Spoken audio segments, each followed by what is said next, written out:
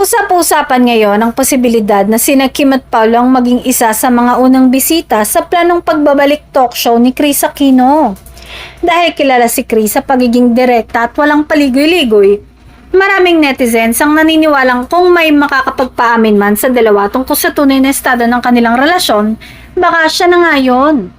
Kaya naman agad na nagtrending sa comment section ang hiling na paaminin ng Kim Pao. Sa social media, dagsa ang reaksyon ng fans na excited makita ang posibleng tsikahan sakaling matuloy ang sit-down interview.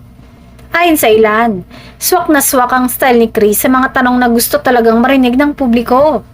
Honest, prangka at may halong puso.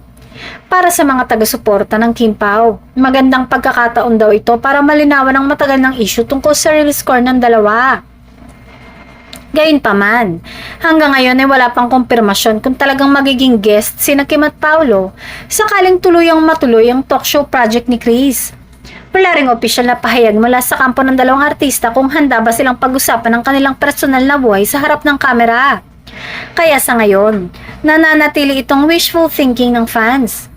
Matatanda ang ilang beses nang nailing sina Kim at Paolo dahil sa kanilang mga proyekto at malapit na samahan off-screen.